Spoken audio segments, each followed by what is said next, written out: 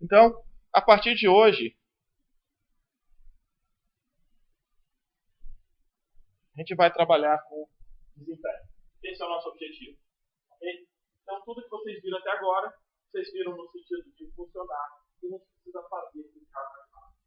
E o primeiro conceito que a gente vai falar sobre desempenho, certo? O primeiro conceito que a gente vai pegar aqui é um conceito chamado pipeline.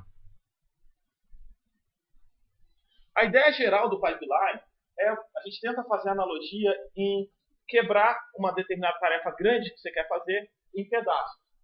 Só que às vezes você não consegue quebrar uma tarefa grande simplesmente em pedaços e fazer todos os pedaços em paralelo. Às vezes você tem que fazer os pedaços de forma sequencial. Imagina, por exemplo, a linha de montagem de um carro. Se você vai montar um carro, você só vai poder botar o volante em algum momento depois do cara ter ligado o chassi inteiro do carro, ter montado, soldado e colocado um pequeno pedaço ali. Você só pode botar as rodas depois que o cara botou o eixo. Você tem um monte de dependência na hora de montar um carro. E essas dependências você não consegue se livrar delas. Por outro lado, você pode colocar pessoas colocando eixos no carro e um pouco mais para frente outras pessoas completamente diferentes colocando rodas naquele carro que eles acabaram de colocar o eixo. Tudo bem para vocês? Você consegue notar que eu preciso passar um carro passo a passo, certo? E que pedaços podem ser feitos separadamente dos outros, mas eles têm a dependência entre um e outro. Por outro lado, eu posso trabalhar em cada um dos pedaços de forma separada. Tudo bem? Imagina aqui que a gente quisesse corrigir as provas aqui, fosse fazer uma linha de vários professores corrigindo as provas de vocês. Eram 4 questões. O grande problema é que as provas estão todas grampeadas juntas e eu vou falar para vocês, ok, eu não quero que você solte o grampo. Isso quer dizer que cada prova pode ser corrigida por uma pessoa por vez, não é verdade? Mas eu posso fazer assim, eu posso pegar e separar, por exemplo, como eu tenho múltiplas provas, eu posso pegar e falar, você vai corrigir uma prova, você corrige outra, você outra, e a gente consegue ter múltiplas pessoas corrigindo provas separadamente. Certo? Agora, por outro lado, existem questões de uniformidade, você gostaria que a mesma pessoa corrigisse a questão 1. E a mesma pessoa corrigisse a questão 2 de todas elas. E outra pessoa a questão 3 de todas elas. E outra pessoa a questão 4 de todas elas. Certo? Então você pode pensar em trabalhar com a prova com 4 pessoas.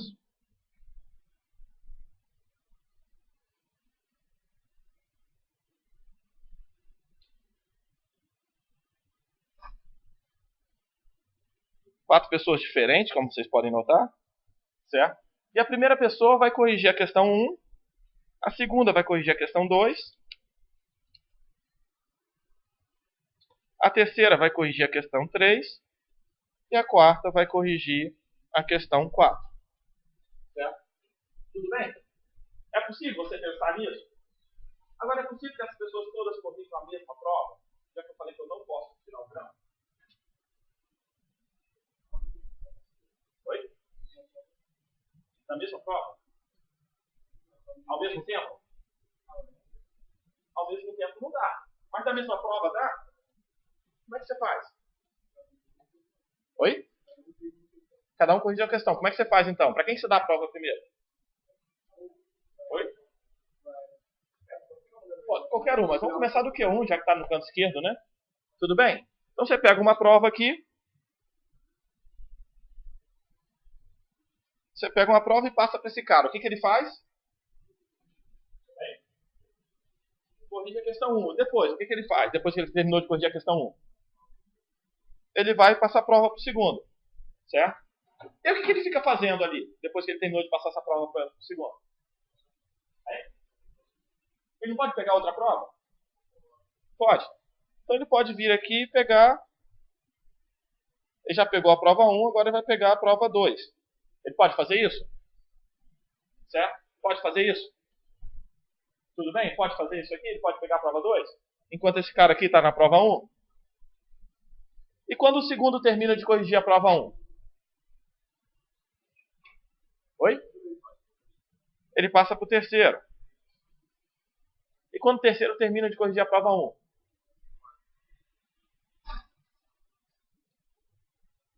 E o que vai acontecendo com as outras provas? A P2, a essa altura, deve estar onde? em algum lugar ali, certo? Ok? Ela vai estar para frente, talvez, e a gente pode pensar que a P2 está aqui. Opa, desculpa. E que esse cara já corrigiu a P2 e a P3, e esse aqui é a P3 e esse aqui é a P4. Tudo funciona perfeito assim? Quais são os problemas disso? Oi? Às vezes um demora mais que o outro, quer dizer, a gente não tem essa garantia que vai ficar tudo alinhado certinho. Não é verdade? Imagina que a questão 3 seja super simples de corrigir, certo? A questão 3 é só uma múltipla escolha, você tem que ver se o cara corrigiu letra A, B ou C. É ver se o cara marcou a letra A, por exemplo, da questão 3, e eu olho aqui, marcou, passo, olho aqui, marcou, passo, enquanto a questão 4 é uma coisa bem mais elaborada, colocar uma instrução no pipeline, por exemplo, um pouco mais de trabalho para vocês. Colocar a instrução no datapad, ok? Então o que acontece? A gente não tem a sensação exata da velocidade do nosso andamento. O mecanismo funciona, não funciona? Quanto tempo eu gasto para corrigir uma prova? Quanto tempo eu gasto para corrigir uma questão? Depende da questão, depende da prova. Tudo bem? Então vamos fazer o seguinte, vamos começar, só para facilitar o nosso primeiro entendimento aqui, vamos colocar tudo bem fixo, certo? Vamos trabalhar com as coisas bem fixas. Vamos supor que qualquer questão eu gaste 2 minutos. Não importa a questão. Tudo bem? Qualquer questão pode ser corrigida em 2 minutos e acabou. Tá bom? Quanto tempo eu gasto para corrigir uma prova? Oi? Não. Aqui. Desse jeito ali. Vai levar tempo para quê? Quanto tempo eu gasto para corrigir uma prova? Pensa uma prova. Pensa a P5. Quanto tempo eu vou gastar para corrigir a P5? Comecei a P5 agora, do momento que eu comecei a corrigir a P5 até o momento que eu terminei de corrigir a P5. 8 minutos, certo? Quanto tempo eu vou gastar para corrigir a 10ª prova? Do momento que eu comecei a corrigir a 10ª prova até o momento que eu terminei a 10ª prova. 8 minutos. Quanto tempo eu vou gastar para corrigir qualquer prova? Do momento que eu começar a corrigir essa prova até o momento que eu terminar essa prova. 8 minutos. Faz sentido? Faz, né? Ok, legal. Quanto tempo eu gasto para corrigir uma questão? Quantas provas eu corrijo em 8 minutos?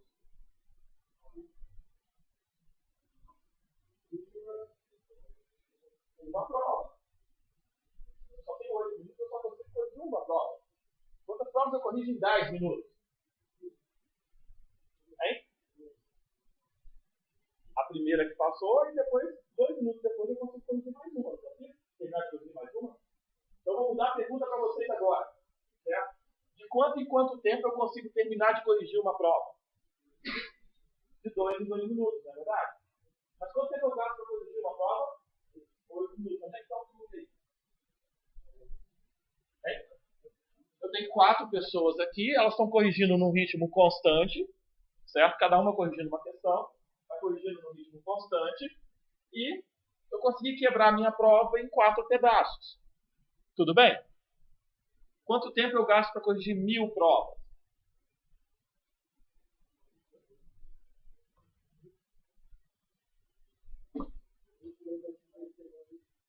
Oi?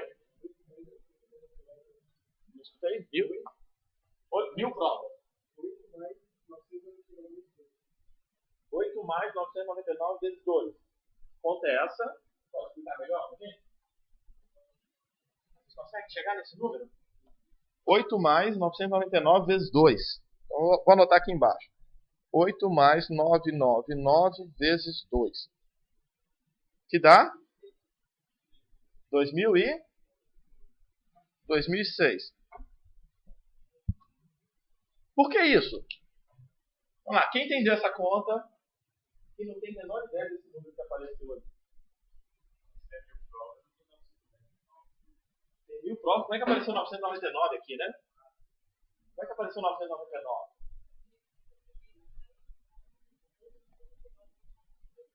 Ah, legal. Então a gente tem a primeira prova, eu vou gastar 8 minutos. Aí depois que eu corrigir a primeira prova, se tudo está funcionando, a cada 2 minutos eu termino mais uma. Tudo bem? Ok? A cada 2 minutos eu consigo terminar mais uma.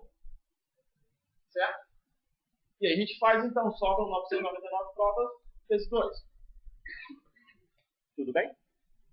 Foi agora? Entendeu? Tem certeza? Pedro, tudo bom com você? Saúde. Entendeu? Se eu mudar esse número, que número que eu posso colocar aqui? 2.000. O que você faz? 2.000 provas. Ou melhor, 45 provas. Vamos pensar nessa turma. Oi? Só troco 999 por 45 menos 1. Vai dar o quê? 40 aí? 96. Por quê? 44 vezes 2, 88, mais 8, 96. Certo? Então, se a gente colocasse 4 pessoas fazendo a prova de vocês e cada um gastasse 2 minutos por questão, em 96 minutos a gente terminaria de corrigir a prova de vocês. Certo? Tudo bem? Legal. Então vamos lá, pessoal. Quais são os problemas disso aqui? Que suposições que eu fiz aqui que não parecem muito verdade?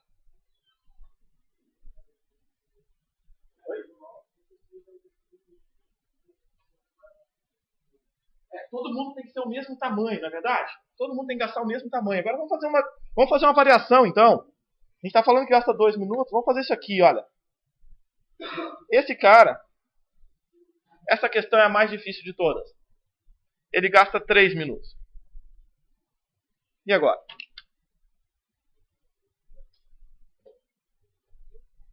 que vai acontecer?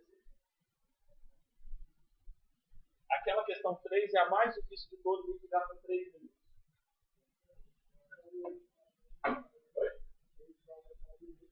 8 vai aumentar 1 minuto. 8 vai aumentar 1 minuto. Vai virar 9.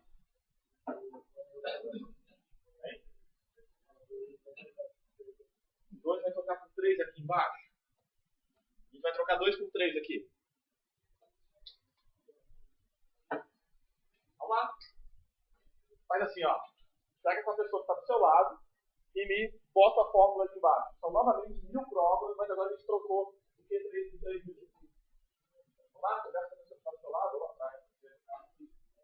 Tá bom?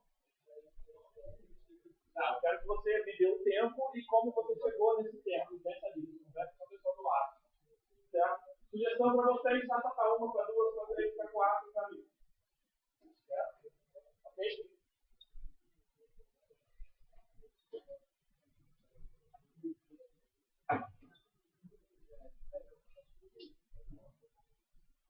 Talvez a pergunta importante que vocês precisam resolver é: em que momento a segunda prova vai ser corrigida? Termina de ser corrigida. Tá? A primeira, aparentemente, 9.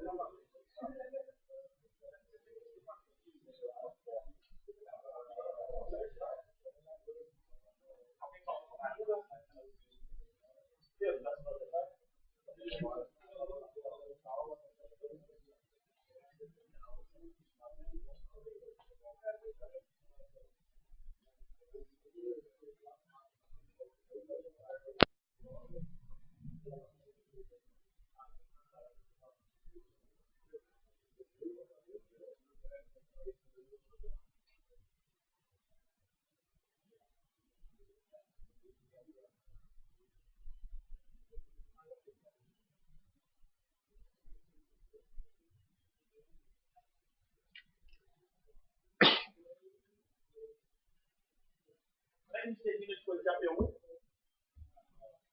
P1 é fácil, né? 9 minutos. E a P2? Hein? 12, 10, 11, 15,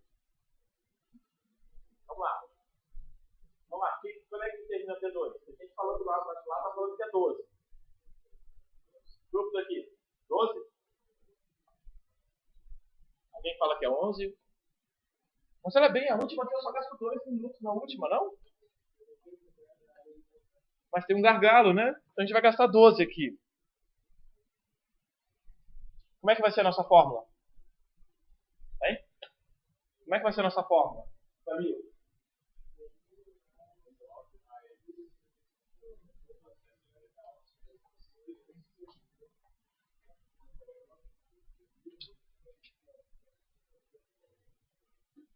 Esse aqui? Deixa eu só falar essa fórmula de uma forma um pouquinho diferente, só para poder botar os componentes, né? Então esse cara aqui, esse 999, é o nosso 1000 menos 1, tá? Tudo bem?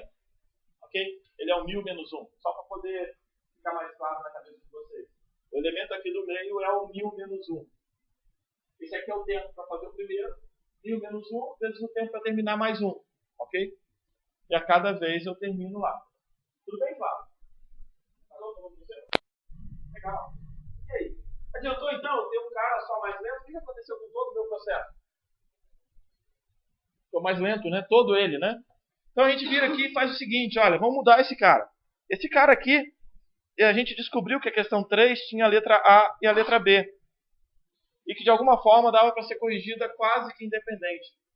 Então a gente pegou esse cara aqui, que ia gastar 3 minutos, e dividiu para 1 minuto e meio.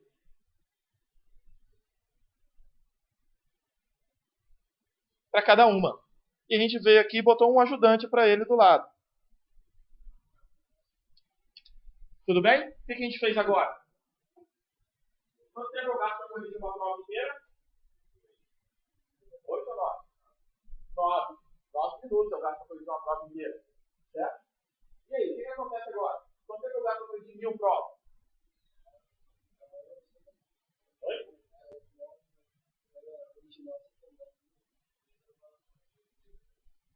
Oi?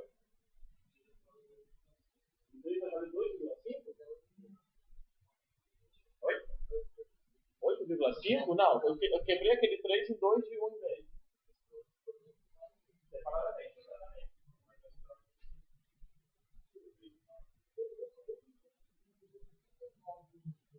Deu 9 minutos, é a primeira? Então volta aqui, por que você não levantou a mão antes? Oh, poxa, levanta a mão, assim que é bom, é importante, vamos lá. O primeiro, quanto tempo ele gasta para corrigir a questão dele? 2 minutos, ok? Tá, filha, aqui, vamos lá, você é o primeiro. Você é o primeiro a corrigir a questão da prova. Quanto tempo o segundo gasta para corrigir? 2 minutos, ok, mais um. Okay, vamos voltar as pessoas, eles são corretores. Tem gente que vai fazer mais um. Exato. O terceiro aqui, quanto tempo ele gasta para corrigir? No original ainda gasta 3, né? Então você gasta 3 minutos. E você é o último corretor. Quanto tempo você vai gastar para corrigir naquele momento? Não sabe. 2 minutos, você é o último aqui, você gasta 2. Ok? Então nesse caso aqui a gente vai somar. 2, 2, 4, 3, 7 e 2, 9. Tudo bem? Dá 9. Mas se eu comentar, depois a prova 1 que 1, 2 minutos. Aí a prova 2, a prova 1 vai ser 2 minutos. A prova 1 vai ser 3 minutos. Aí para ele ser 3, ser 4, vai ser mais 3 minutos. Não, calma aí. A prova 1 está no Q1. Eu gasto 2 minutos. Ó, primeira prova de GMA 311. Primeira prova de GMA 311. Nós temos 5 questões, então a gente vai ter que mudar um pouco aqui, vou pedir 4. Ok? Primeira questão da prova, está aqui. Está aqui com ele. Eu tenho uma caneta vermelha aqui, não, a gente vai ratear a caneta vermelha. Então vamos lá. O Pedro pegou a prova aqui. Certo? Tempo agora, nós estamos exatamente 4h30. Certo? Que horas você vai passar a prova para o 4h32. Passou a prova para ele. Certo? Que horas você vai passar a prova adiante? 4h34. Mas calma aí. 4h32. 4h32, os trabalhistas da prova de DNA fazendo prova. Posso ver tudo de novo?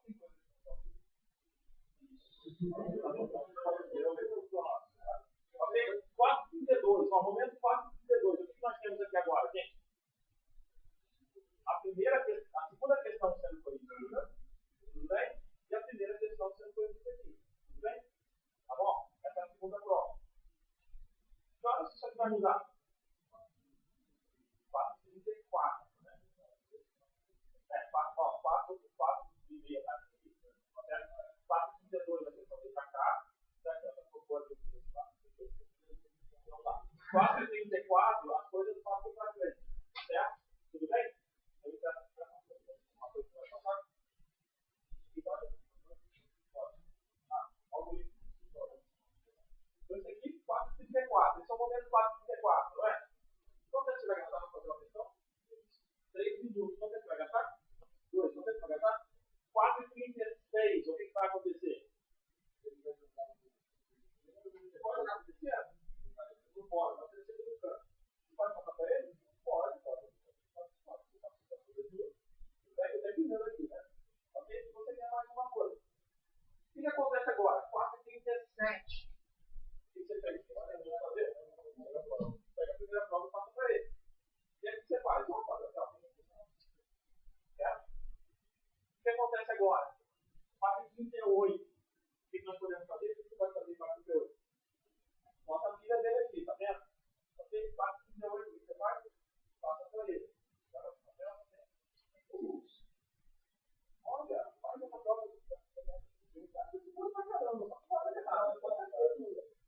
Legal. 4,38 nós temos essa configuração, não é verdade? 4,39, o que vai acontecer? O que ele faz aqui? Terminou essa. Já um pouquinho, 3 minutos, você explicou? Então você vai terminar quando? 4,40. 4,40, o que ele faz? Passa para outra. E nisso, toda vez que ele passar, você tem essa fila, tá? Como os dois aqui são mais rápidos, ele vai começar a iniciar a coisa. Ao contrário do que a Cristiano falou, não vai dar muita bagunça aqui, não. Eles são mais organizados, primeiro que eles estão fazendo a fila dele. Tudo bem? A gente vai ver que dentro do nosso processador a gente não vai fazer essa fila. Tudo bem? A gente não vai fazer essa fila. A gente vai mandar todo mundo parar, porque no fundo não vai ter muito impacto. Então, se eles correrem bastante, eu vou terminar mais cedo. Mas vai ficar essa fila e a gente não tem nem coisa própria. A gente vai fazer, a gente vai dar um minuto de folga para cada um deles. Tudo bem, vai ficar a coisa um pouco mais organizada. Mas, quanto tempo você gastou na dia? 9 minutos. Ele gastou 9 minutos para terminar a primeira prova. Certo? Então, 9 minutos ele gastou para terminar a primeira prova. E o que nós temos aqui de problema? O grande problema é que nós temos uma pessoa que gasta um pouco mais de tempo para corrigir uma única questão. Nós temos uma questão que é mais difícil. Infelizmente, essa questão sendo mais difícil, ela atrapalha todo mundo. Tudo bem? Legal? Agora, legal? Obrigado por perguntar. Como tem muito mais gente na dúvida, eles não perguntou ainda. Certo? Tudo bem? E se a gente agora dividir esse tempo aqui de 3 minutos, se a gente dividir esse tempo de 3 minutos em 1 minuto e meio, o que muda nesse nosso processo todo? Oi? Não, mas eu tenho 2 pessoas ali agora. 1 e-mail para cada um. Agora tem 5 pessoas corrigindo prova, está mais uma pessoa com o celular.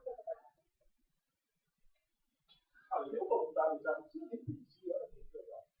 Gosto de vocês todas isso. Tem voluntário na turma. Não, ela passou nesse canto, tá? Pessoal, não vai fazer lá. Ninguém vai fazer canto lá. Vamos voltar para cá. Ok? Agora a gente tem que fazer quem vai trabalhar com 1 minuto e meio, vocês dois. 1 minuto e meio para vocês dois, tudo bem? Ok? 2 minutos para você, 2 minutos para você, 2 minutos para você, 1 minuto e meio para cada um. Certo? Então vamos lá. 2 minutos, mais 2 minutos, 4 minutos. Mais 1 minuto e meio, 5 minutos e meio. Mais 1 minuto e meio, 7 minutos. Mais 2 minutos, 9 minutos. Então no total, quanto tempo a gente gasta? 9 minutos, ok? Quanto tempo eu gasto para corrigir uma prova? 9 minutos. Tudo bem? Legal? Ok, eu tenho aqui 9 minutos. É a mesma coisa que eu tinha na configuração anterior, não é verdade? Quanto tempo eu gasto para corrigir, para terminar de fazer a segunda prova? Que momento eu termino de fazer a segunda prova? 12 que estava lá? Ou no 11? O que mudou?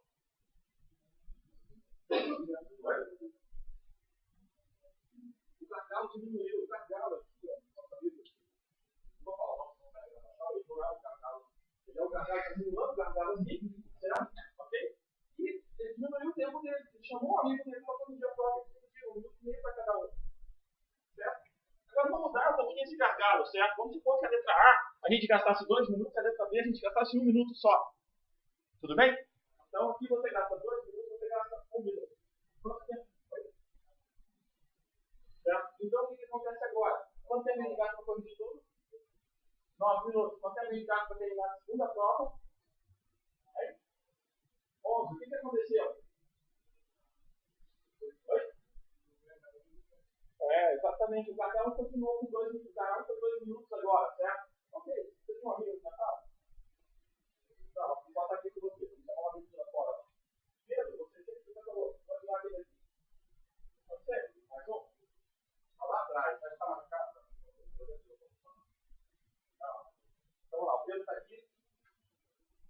Não, você não sabe. Ou precisa, né? Vai ver se você vai guardar. Ok, você gastava 2 minutos para corrigir, não é verdade? Eu vou fazer você ficar mais rápido agora. Você vai dividir o seu trabalho inteiro. Tudo bem? Então, primeiro aqui, ao invés de gastar 2 minutos agora, o que ele vai fazer? Ele vai gastar 1 minuto aqui e 1 minuto aqui. Certo? Aqui nós temos 2 minutos, lembra que eu tinha mudado, né? Esse cara gasta 1 minuto e esse aqui gasta 2 minutos. Tudo bem? O que aconteceu no final, Rafael? Você já está ficando indignado lá. Vai ficar a mesma coisa? Adianta eu fazer 2 aqui ficarem mais rápido? Por que não adianta eu fazer os 2 ficarem mais rápido? Você tem o gargalo. O que é o gargalo agora? O seu gargalo? Só você? Já perdeu as contas? Eu nem estava piando. Então vamos começar de novo. Vamos associar de novo, né? Tudo bem, não tem problema. Você é o gargalo e você também é o gargalo. Tem 2 gargalos aqui ainda. Tudo bem? Então tem 1, 2, 3, 4, 5, 6. Ok? Mas calma aí. A gente está gastando 9 minutos. Se eu fizesse algo assim, 1 minuto e meio para cada um. Todo mundo gasta 1 minuto e meio. Quanto tempo eu gasto para corrigir uma prova? 9 minutos, né? Quanto tempo eu gasto para terminar a segunda prova? 10 e meio. Consegui melhorar? Uhul! Legal, né? Então o que a gente precisa fazer? O que a gente precisa fazer para fazer mais rápido? Para corrigir provas mais rápido? Pegar mais gente. Vem cá. Você está fazendo aqui, né? Vem cá. Vocês 4 aqui na próxima fila aqui. Você na mais aqui para cá. E vamos encher essa fila aqui também. Quanto tempo a gente vai gastar agora? Supondo que eu posso ter um monte de letra nas questões agora. O que a gente faz agora? Pode deixar que vocês gostam. Tem gente querendo fugir da sala. Não. Vamos colocar aqui. Ainda está faltando 1, 2, 3, 4, 5. Legal, legal. Só que tem esse cara na primeira fila, né? Não é verdade? Olha que legal. O que nós temos agora? Quantas pessoas nós temos? 12 pessoas. 45 segundos para cada um. Certo? 45 segundos para cada um. Quanto tempo eu gasto para corrigir a primeira prova? 9 minutos. Quanto tempo eu gasto para terminar a segunda prova? 9h45. 45 segundos a mais. Certo? E por aí vai. A gente pode ir crescendo, crescendo, crescendo, crescendo. E de repente a gente vai trabalhar cada vez mais rápido, não é verdade? Certo? Até o momento onde um de vocês decide falar com a pessoa do lado. O que acontece? Vira gargalo, né, Deus? Você começa a falar com a pessoa do lado, então a gente tem que embaralhar de tal forma que alguns não falem com a pessoa do lado. Ó, tá aqui, certo? A gente não quer que as pessoas falem com a pessoa do lado, porque senão começa a atrasar o processo. Não é verdade? Tudo bem? Agora pensa da seguinte forma. A gente começa a falar um pouco, vou inverter a direção, só um pouco mais fácil, certo? A gente começa da questão 1 aqui e vai para lá um monte de questões. Tudo bem? De repente alguém vira assim e fala, olha, Rodolfo, eu estou te ajudando a corrigir prova, mas eu acho que tem um problema no gabarito dessa questão. Está aqui, ó. Alexandre, penúltima corrigir. Alexandre levantou a mão e falou, tem problema no gabarito dessa questão, e é na questão 1. Só para poder separar mais ainda. Certo? Então ele descobriu que tem um problema no gabarito da questão e é na questão 1. Não podia ter corrigido desse jeito. O que vai acontecer? Certo? Vai voltar tudo. Então, a gente vai lá na ponta de lá e corrige de novo, não é verdade? Tudo bem? Então, se acontecer algum problema, certo? Se acontece algum problema, a gente tem que voltar no início, ou voltar em algum momento. Vamos supor que, sei lá, se a gente está falando em 2 minutos, é que a conta de 45 segundos não cabe direito, tá? Mas vamos supor que os 3 aqui tivessem corrigido a mesma questão. Se a Alexandre descobrisse um problema só na última questão, ela só ia voltar para a Giovana. Tudo bem? Aí atrasava 45 segundos. Tudo bem? Então, ok. Agora, se ele descobre alguma coisa na prova inteira, ele tem que voltar lá no início. E a as outras provas, alguém vai catando as provas, né? Então, por exemplo, ele pega todas as provas aqui de novo e volta aqui, canta aqui de novo, e começa a corrigir. Ok? Então, quanto mais você quebra um pedaço, quanto mais você quebra em pedaços, você está quebrando as unidades ali, certo? E a chance, você tem um monte de prova andando no caminho. O que quer dizer que se você encontrar um problema de gabarito, de correção, você tem que voltar e revisar todas essas provas. Tudo bem?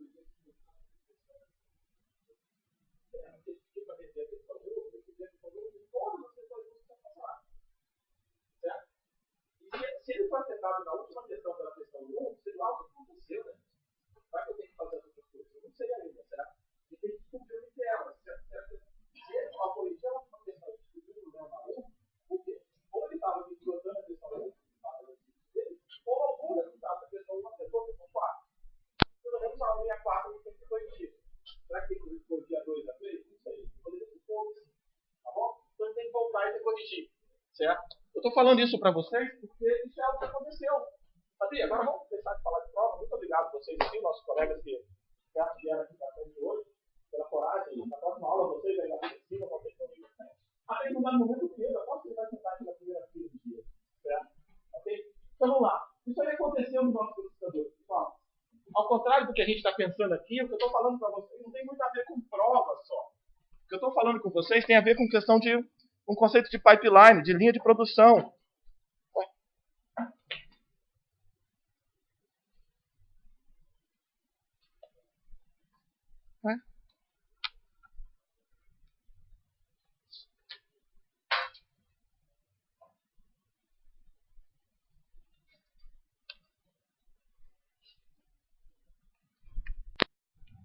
Estou ficando sem energia.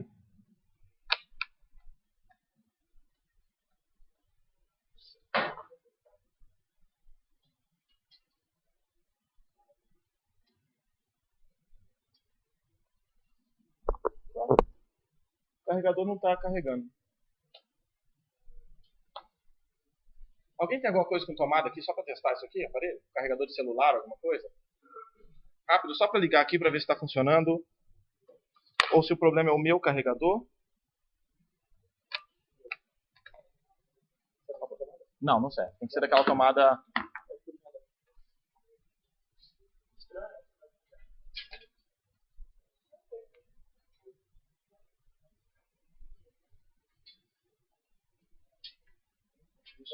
Só, sim, liga ali para mim, faça uma inspeção se está funcionando.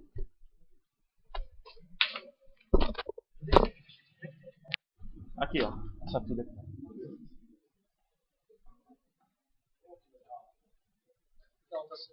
Tá sem energia? É, só para ver aqui. Uhul! Aham! Então vamos lá, daí não adianta muito, né?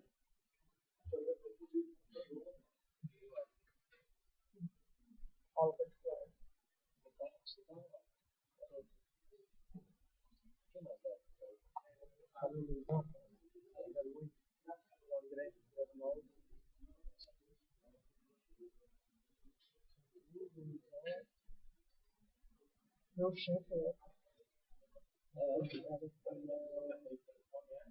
Mas vamos lá, pessoal. O que aconteceu? Os primeiros processadores que existiam eram processadores que a gente chamava de monociclo. Aqueles que a gente viu na aula anterior. Okay? Tudo bem? Então, eram processadores que você fazia tudo num único ciclo. Certo? Qual o tamanho desse ciclo? Bem grande. Certo? O tamanho desse ciclo era muito grande. E aí, o que a gente tinha que fazer? Gastar esse tempo inteiro. E eu bem inventava, poxa, eu vou botar um multiplicador lá. Aí o que acontecia com esse ciclo? Maior ainda, né? Vou botar uma unidade de ponto flutuante nele. Certo? E aí começaram a notar, poxa, dá para quebrar esse pedaço?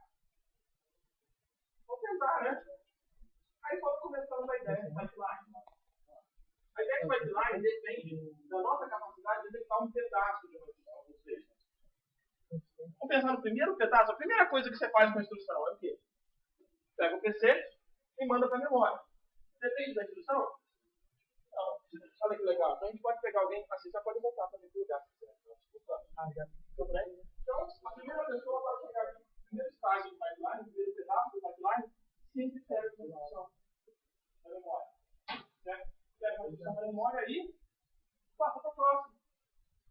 depende da instrução? Não. Ele depende da prova? Não. Legal, né? Qual o estágio do pipeline?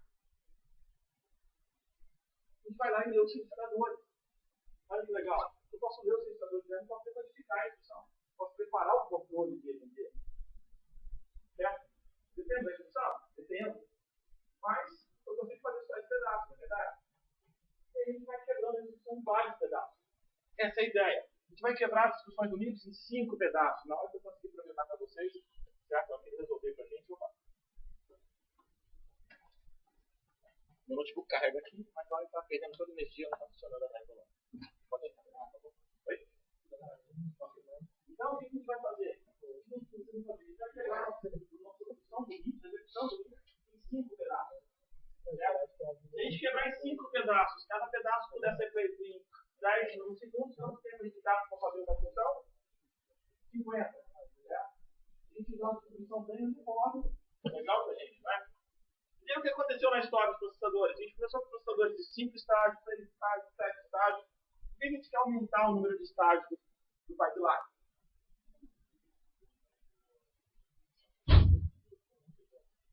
Oi? Aumenta a quantidade de instruções que conseguem processar simultaneamente. Mas isso é legal ou não?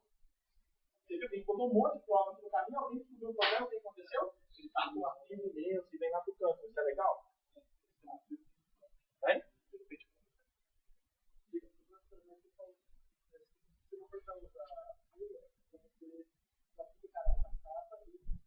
Ele fica esperando,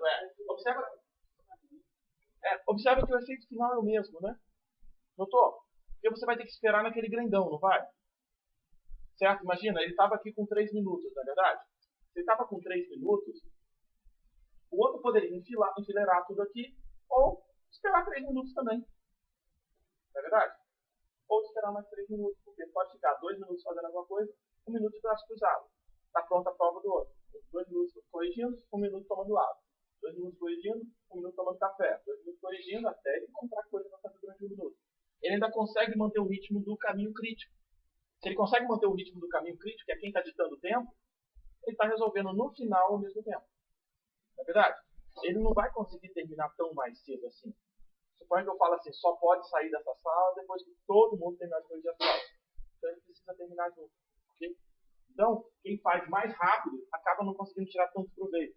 Então a ideia de quebrar o tempo em pedacinhos menores é que você consegue equalizar. Os 3 minutos dele, o que a gente fez? Foi lá e quebrou em 2 pedaços de 1 minuto e meio. Talvez o ideal seria quebrar os 3 minutos dele em 6 de meio minuto. Eu quebro todos os outros 2 em pedaços de meio minuto também. Eu faço um monte de pedaços de meio minuto. Vai andar todo mundo no mesmo ritmo.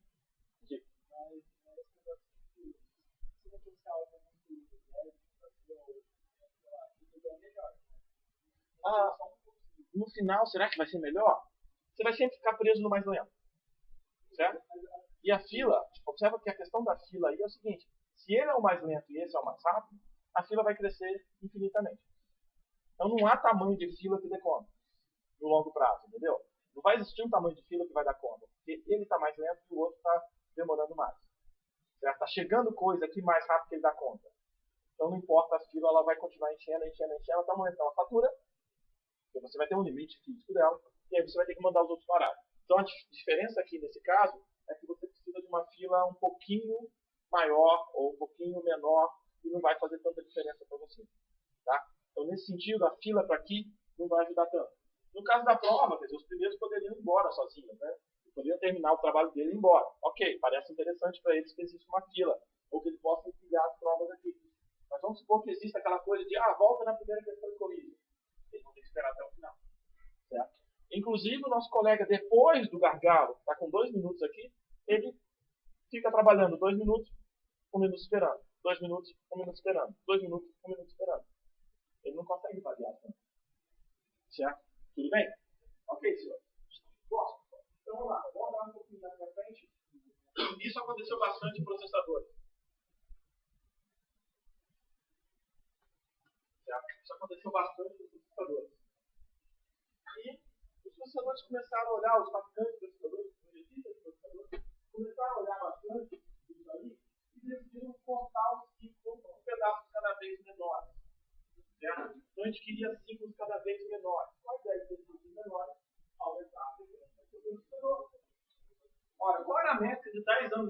processador rápido? Processador de frequência alta. Era para fazer coisa mais rápida ou era frequência mais alta? Todo mundo olhava a frequência como sinônimo de dificuldade. Então eles começaram a quebrar os ciclos de pipeline em 2 pedaços. Eu gasto 10 nanosegundos para fazer uma certa tarefa, será que eu consigo fazer 2 pedaços de 5 nanosegundos? Eu dobro a frequência do processador. Se você conseguir quebrar perfeitamente, o que vai acontecer? Certo? Você vai conseguir realmente terminar um pouquinho mais rápido cada instrução. Porque lá no final, entre a primeira e a segunda, você vai ter um intervalo pequeno. Okay? Se a gente pensar que os nossos 2 minutos ali era o período do nosso voto, a gente está falando assim, eu rodo, eu gasto, no primeiro exemplo nosso, 4 ciclos para poder corrigir uma prova, certo? 4 ciclos, e termino uma prova com ciclos depois. Certo? Se a gente tiver um pipeline de 5 estágios, rodando em 10 nanosegundos, cada toque dele, cada estágio dele, 10 nanosegundos, eu consigo em 50 nanosegundos, 5 ciclos, corrigir, terminar a primeira instrução, e a cada ciclo eu consigo fazer a próxima. Certo? A cada ciclo eu consigo corrigir a próxima. Se a cada ciclo eu consigo corrigir a próxima, se em algum momento eu consigo dividir o ciclo ao meio, eu consigo terminar a próxima instrução mais rápido. Não é verdade? Porque entre uma e outra eu vou ter espaço menor. Tudo bom, Paulo? Está com problema de energia, né? Certo? Então, o que a gente tem? Se eu consigo reduzir as instruções, se eu consigo reduzir o tempo de cada estágio do pipeline, cada pedaço do pipeline, certo? A gente consegue reduzir isso aí, logo a gente consegue terminar a segunda instrução mais rápido, a próxima mais rápido, a próxima mais rápido. Eu continuo ainda gastando o tempo inteiro de uma instrução para a mesma, os mesmos 8 minutos ali, os mesmos 50 minutos aqui, só que agora eu termino uma instrução atrás da outra numa janelinha cada vez menor. Tudo bem para vocês? Aí vocês podem pensar, poxa, então é legal, eu tenho 5 estágios de pipeline, cada um com 10 nanosegundos. Se eu transformar esse cara em 50, cada um com 1 nanosegundo. Legal, né? Só que cada vez que você vai quebrando, você corre risco de desequilibrar. Você não consegue quebrar 10 nanosegundos em 2 pedaços de 5. Mas sim, você consegue quebrar 10 nanosegundos num pedaço de 4 e num pedaço de 6. E aí? Melhorou? Melhorou. Mas você tem que quebrar em 2, um de 6 e um de 4. O resultado final nosso vai ser mais rápido ou mais devagar?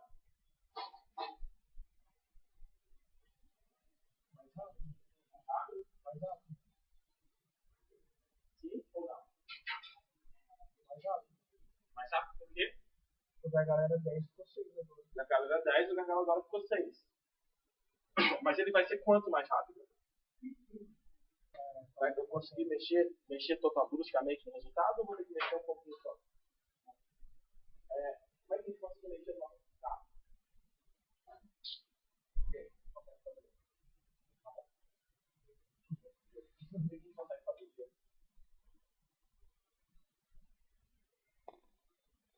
Então vamos lá, senhores. Você tem 5 estágios do pipeline no seu computador. Cada um pode em 10 nanosegundos. Ok? Quanto tempo a gente gasta para apresentar uma instrução inteira? 50, verdade? Ok, agora eu quebrei cada um desses 5 estágios. Eu quebrei em 2, então eu vou ter 10 estágios. Então, o estágio 5 a gente gasta 4 nanosegundos. E o estágio gasta 6 nanosegundos. 4, 6, 4, 6, 4, 6, 4, 6. Quanto tempo eu gasto para apresentar uma instrução? Quanto tempo eu gasto para terminar a segunda? Posso colocar ali no slide? Se você garantir que ele não morre, pode. Não, agora já melhorou um pouco. Deu tempo de trazer para cá, vai dar tempo de levar para lá. Pode deixar. Então a gente termina a segunda instrução com quanto tempo? 56, certo? Se a gente termina a segunda instrução com 56, ótimo. Obrigado, Paulo. Certo, agora nós voltamos aqui a ver coisas.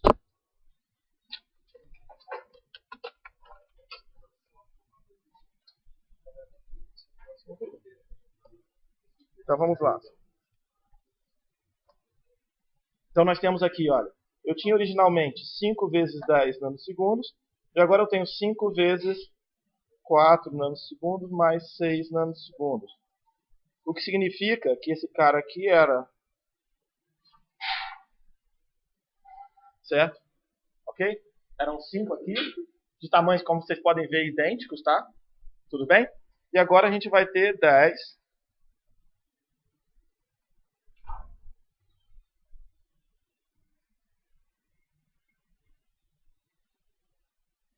tamanho diferente, certo? Então a gente vai ter aqui, ó, 4, 6, 4, 6, 4, 6, 4, 6, 4, 6.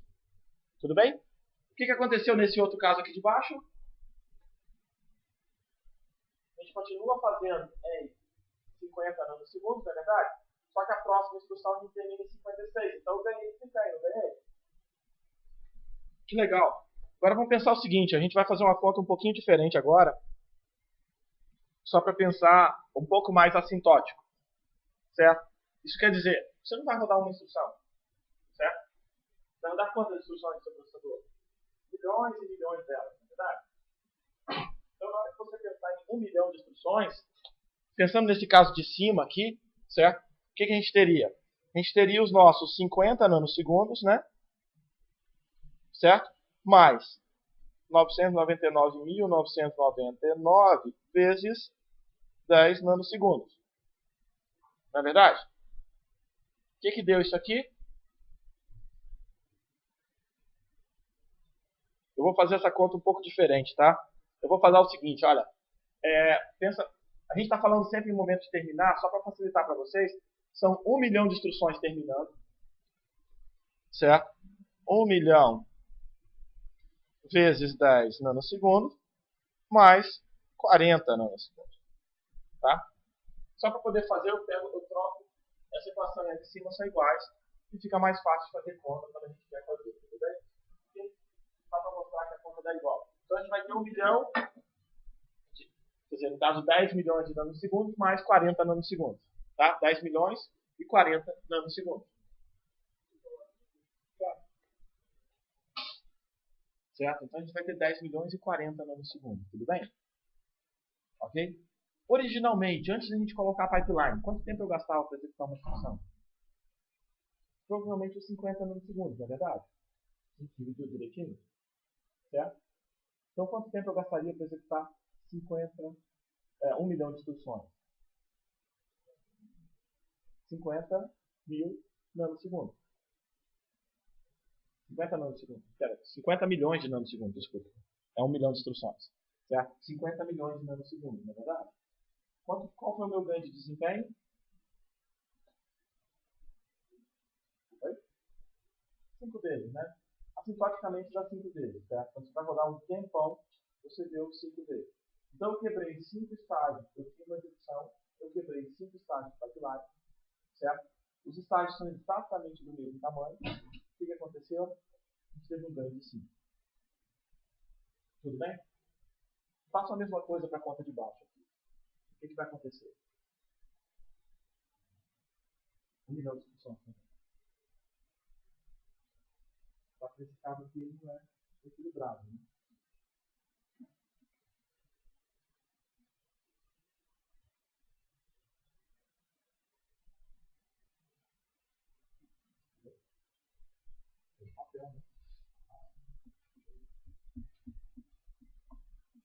A nossa conta aqui embaixo. A gente vai ter 1 milhão de instruções, né?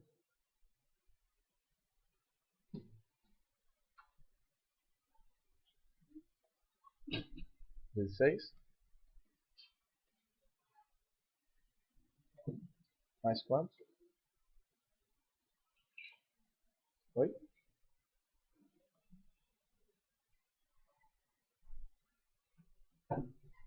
Mais quanto?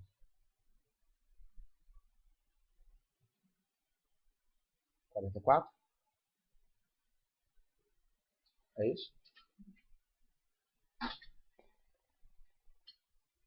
Tem certeza? Tem certeza disso aqui?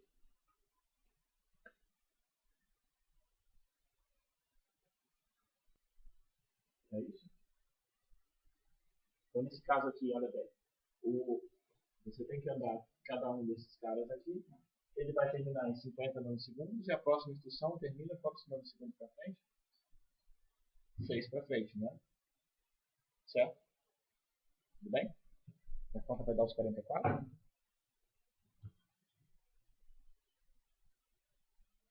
O segundo vai 6, o terceiro vai 6, o quarto vai 6. O último vai?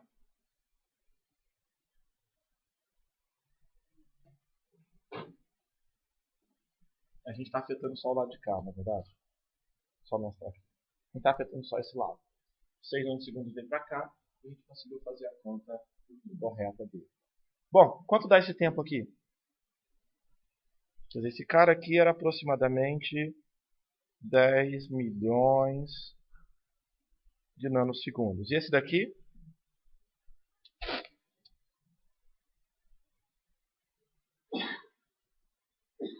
De nanosegundos, né?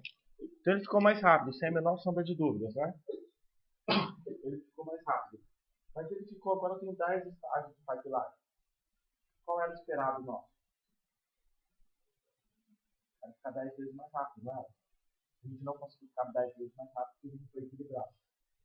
Se a gente tivesse 10 estágios de 5 nanosegundos cada um, a gente teria 1 milhão vezes 5 nanosegundos mais 45. Daria 5 milhões de nanosegundos. Ele ficaria 10 vezes mais rápido. Tá? Então, o nosso ganho de desempenho está intimamente relacionado com a quantidade de estágios que a gente quebra e também com a distribuição do tempo entre eles, porque a gente tem que levar o caminho crítico em consideração. Então, o nosso grande problema é o estágio mais lento. Sempre que você encontrar um estágio que é bem mais lento que os outros, é isso que você tem que tentar dividir. Não adianta dividir um estágio rápido, tem que dividir um estágio lento. Tudo bem?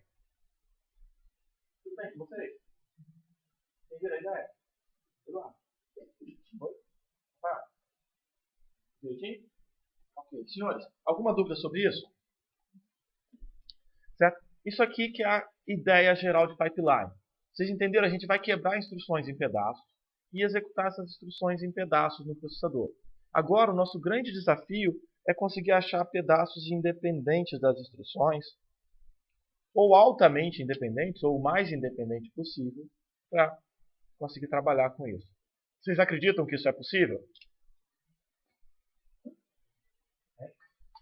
Sempre.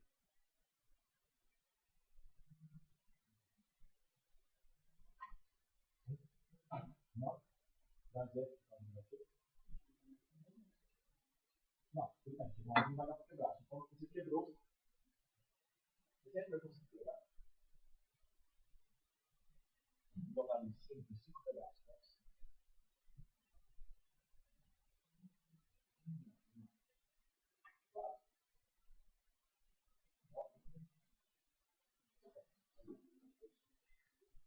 E aí, será que a gente consegue quebrar as instruções em pedaços? Assim? O primeiro pedaço a gente já falou agora há pouco, né? Qual é o primeiro pedaço? Fetch, busca a instrução da memória. Ele é bem independente, não é? Né? Olha, primeiro, tudo é independente. Busca a instrução humana para frente. Tudo bem?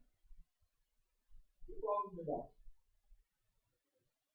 Oi? Carrega registradores, né, Daniel? Ok. Então, vamos lá, vou pegar mais um slide aqui e vamos tentar fazer isso. Olha, nosso primeiro estágio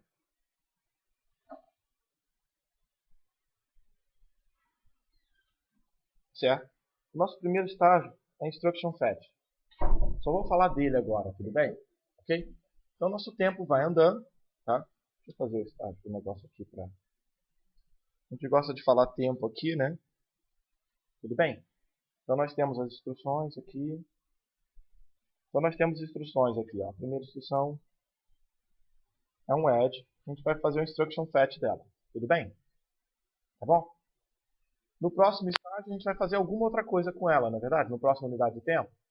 E aí a gente vai ter uma outra instrução, por exemplo, um sub, que vai para o Instruction Fetch, enquanto essa daqui está em alguma outra coisa. Tudo bem? Próximo estágio, a gente vai pegar uma outra instrução, que é um branch equal.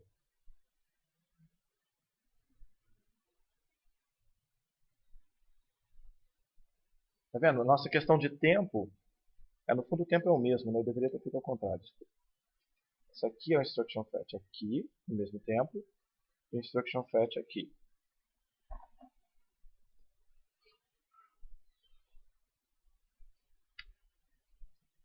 Por enquanto a gente está nesse sentido. Tem que lembrar que o tempo... Obrigado, Daniel. O tempo está nessa unidade aqui, ó. Tá vendo? Num dado instante de tempo, tem a instrução add no Instruction Fetch, concorda comigo? Que é o primeiro estágio nosso. No segundo instante de tempo, ela está naquele lugar vermelho lá, que eu não sei o que é. No terceiro instante de tempo, ela está no estágio azul, certo? Então aqui a gente vai ter o nosso T0, T1, T2 e assim sucessivamente, não é verdade? Isso vai ficar direitinho? O problema é que a nossa terceira instrução é um branch. Que é a nossa quarta instrução? Oi? A quarta instrução, ela vai fazer um instruction fetch. O grande problema aqui, azul, verde, certo? Um grande problema que vai acontecer aqui agora, gente, é que esse branch, ele poderia ter vindo para cá, mas ele poderia também ter ido para um outro lugar, não é verdade? E aí, o que a gente faz? O instruction fetch não sabe dele ainda, não é verdade? O que vai acontecer? É aquele caso da prova que veio até aqui atrás com o Alexandre, lembra da prova que veio aqui? Aí o que o Alexandre fez? Levantou a mão e falou, ó, tá errado. Você botou a prova da disciplina errada, né? Sei lá. Ou você botou a prova de alguma outra coisa errada na prova e vai ter que voltar e recorrigir. Então vão existir problemas no nosso pipeline. A gente vai olhar cada um deles, certo? Então nesse primeiro momento a gente vai trabalhar com o pipeline sem esses problemas e daqui a pouco a gente vai corrigir um por um. Tudo bem? Então a gente já sabe fazer uma conta de desempenho. Você tem um processador onde para executar uma instrução num monociclo gasta, por exemplo, 50 nanosegundos. Você quebrou um pipeline de 5 estágios. Se cada estágio você dividiu perfeitamente, cada estágio vai gastar 10 nanosegundos. Logo, o seu processador vai rodar 5 vezes mais rápido, no final das contas. Cada instrução continua sendo executada em 50 nanosegundos, mas agora você é capaz de terminar uma instrução, certo? Terminar uma instrução a cada 10 nanosegundos. Tudo bem? Okay? Certo? Então você é capaz de executar mais instruções no final dos tempos, porque você está usando pedaços dela em paralelo. Mas a primeira instrução você não conseguiu de forma alguma afetar o desempenho dela. Tá bom? Feito, senhores. Motivação feita? Oi? Qual a limitação da quebra? Ótima pergunta, Rafael. Você tem um problema que está relacionado, Pedro, tinha perguntado um pouco disso também, está relacionado com a comunicação entre um estágio e o outro. Você tem que ser capaz de passar dados de um estágio para o outro. Para passar dados de um estágio para o outro, a gente usa o que a gente chama de registrador de pipeline. E aqui a gente está supondo que esse registrador de pipeline é tempo zero. Ele não é zero, ele tem um tempo. Bem pequenininho, mas tem um tempo. Certo? E ali está afetando o nosso desempenho. Se você quebrar muito os seus estágios de pipeline, primeiro, nem sempre você consegue quebrar uma operação completamente. Isso é um problema. Então eu não vou conseguir quebrar a operação exatamente ao meio. E o segundo problema é que a gente não vai conseguir quebrar, certo? A operação, dividir em dois pedaços e não gastar nada na interface aqui. A gente vai ter que gastar um pouco de tempo na interface aqui dois. Então são os dois pontos importantes. Você não consegue quebrar perfeitamente. Segundo, a interface entre um estágio e o outro gasta um pouco de tempo. Tá? Então você fazer um negócio super gigante não vai funcionar. Quando a Intel parou de crescer a frequência, ela tinha ido até 23 estágios. 23 estágios no tempo de base. E tinha uma versão do protótipo deles, essa, se eu não me engano, não foi a versão de 38. Era a próxima tentativa de subir a frequência. Você tinha 31 estágios capilares. Imagina agora, já que a gente falou que pode aparecer um branch aqui, você tem que voltar. Imagina agora que aparece um branch e você tem lá, sei lá, 15 instruções na sua frente. Tem que cancelar todas elas. Relembrando que aparece um branch a cada 5 instruções do seu processador, né? Então certamente vai ter branch ali no caminho. Oi? Você carrega um branch, o problema é o seguinte, quando você lê o branch, você não sabe que ele é um branch. Você lê uma instrução, né? E passa para frente. Lê outra, passa para frente. Quando que você vai saber que é o branch? Quando você decodificá-lo. No nosso pipeline de 5 estágios, a gente vai decodificar na segunda. Agora, se esse cara tiver 31 estágios, por que você acha que ele vai decodificar na segunda? Ele pode decodificar lá na 13ª, por exemplo. Estou chutando, tá? Ele pode decodificar lá na 13ª. Então você vai ter problema do branch lá. E mais, tem um outro ponto importante. Eu decodifico o branch na segunda, mas eu não sei se ele salta, né? Eu vou saber se ele salta lá para frente. Então você precisa decodificar o branch e saber se ele salta. Só então você vai para o lugar correto. Então vai ter problema no branch. Mas se você consegue resolver a conta do branch, descobrir se ele saltou ou não, lá pelo 20º estágio, se ele saltar, você tem que escapar da instrução.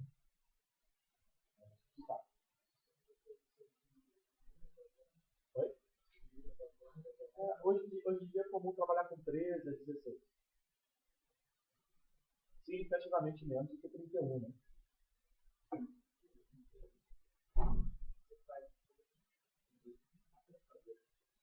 Não dá para desfazer? Boa pergunta. Tem coisa que você não consegue desfazer?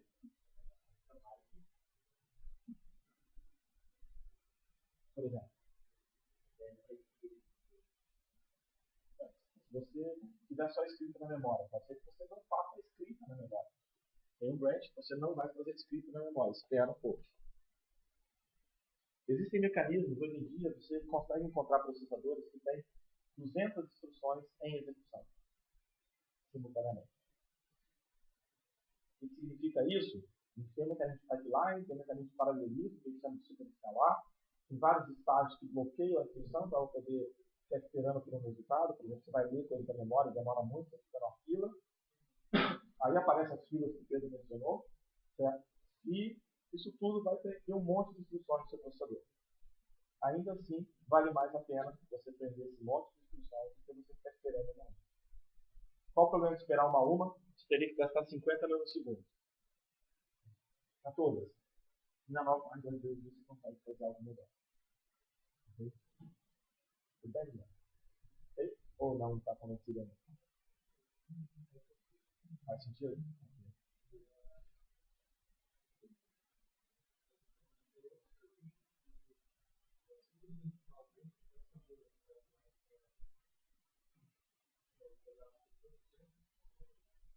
Sim, se ele saltou para cá, ele vai botando essa instrução no pipeline. Sim. O pipeline é um módulo de hardware, então ele só pode executar agora através do pipeline.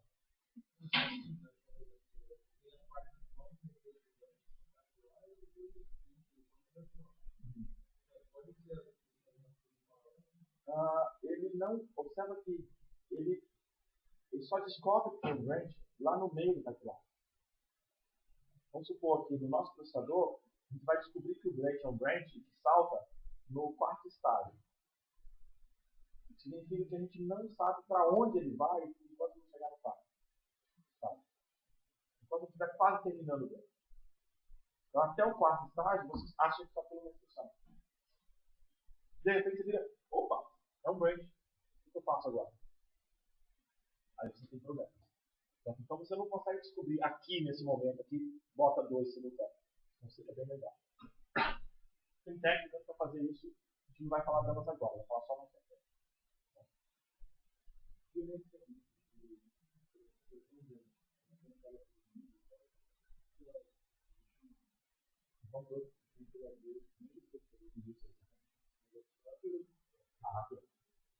Lembrar o seguinte, a gente tem um problema aqui muito complicado. Se você resolver o software, vai acontecer isso mesmo. Se o software está resolvendo o problema, você vai fazer o software, você vai fazer o software, e acabou. Então, tudo isso, tudo, o resto desse capítulo inteiro é a cura. Não, é carga para rodar software. Tem muito software rodando tudo, vai ser implementado.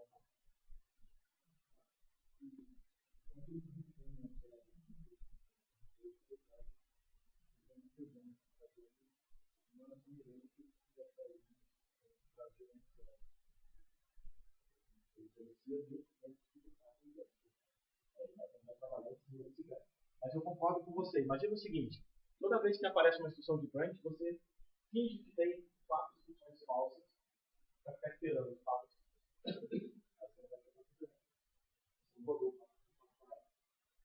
Então a gente não pode dar o luxo e falar assim, espera 4 ciclos aí. Espera bem, vai ter um branch a cada 5 instruções. Certo? Então se a cada 5 instruções você espera 4, né, mas a gente falou, você coloca um pipeline de 5 estágios perfeito, você tem um branch de 5 vezes o desempenho. Legal. Aí se a cada 5 instruções você coloca 4 ali só para poder usar o branch, o que aconteceu? O seu branch não pega com 2,5. Você vai ter mais coisas, ficar atrapalhado aqui. Então, não pode usar isso. Nossa intenção, então, é conseguir resolver o branch e mais coisas além dele de uma forma bem mais eficiente. Certo? Essa é a ideia. No fundo, assim, a nossa meta aqui é tentar ter essa visão geral. É importante que vocês tenham essa visão geral do pipeline. Que eu quebro instruções, que a gente vai quebrar pedaços, e agora a gente vai começar a aparecer problemas. Cada um desses problemas que vocês perguntaram aqui são altamente relevantes. A gente vai ter que resolver. Certo? A gente tem uma ordem aqui para resolver, mas todos eles serão resolvidos. Tá? Eu tenho técnicas para resolver dentro do pipeline. E um processador moderno, esse processador que está dentro do seu computador, que está dentro do seu celular, ele é capaz de executar múltiplas instruções simultaneamente, tanto através de pipeline, quanto também colocando instruções paralelas, uma do lado da outra, como se você tivesse múltiplos pipelines. Ele faz essas duas coisas 100% controlado no final. Okay? Então, seu software passa a ser executado de forma muito mais eficiente. Bom, só para mostrar uma outra analogia, aqui tem a analogia, o livro gosta de usar bastante analogia com lavadora de roupa, lavar roupa. Então, a primeira coisa que você faz, você pode pensar que de manhã cedinho, ou melhor, no final do dia, às 6 da tarde, você vai pegar lá em cima e colocar, certo? Colocar sua roupa na máquina de lavar. Meia hora depois você bota a roupa para secar. Meia hora depois você vai passar a sua roupa e mais meia hora você guarda a sua roupa. Ok? Então você mora numa república, então tem mais colegas que também querem fazer a mesma coisa. Quem aqui já morou numa república cujo seu colega já misturou, botou roupa colorida junto com suas roupas brancas, certo? E já deu problemas, vamos dizer assim, de tintas e coisas assim. Então você não quer que isso aconteça, certo? Ainda mais se for uma camisa vermelha no meio da sua camisa branca, a combinação da rosa, certo? Ok? E se você pegar amarelo também com o vermelho, vai dar laranja e na branca e fica meio... Não é uma coisa muito legal, certo? Então vamos lá. Próximo passo aqui, chega o seu outro colega, ele só pode usar a lavanderia às 8 da noite. Ele vai e faz tudo o que ele precisa fazer, 4 ciclos de meia hora e pronto. Chega o seu outro colega e vai fazer a mesma coisa. Não sei por que vocês decidiram fazer tudo na mesma noite, mas isso é só uma suposição nossa, certo? Ok? Não dá pra gente ser perfeito aqui. E aí o último vai terminar às 2 da manhã. Tudo bem? Ok? Porque cada um foi gastando meia hora em cada uma das fases para lavar e passar e guardar a roupa dele. Ok? Dá para fazer isso mais rápido? Dá. A gente só tem que chamar a atenção que só dá para poder lavar a roupa por vez.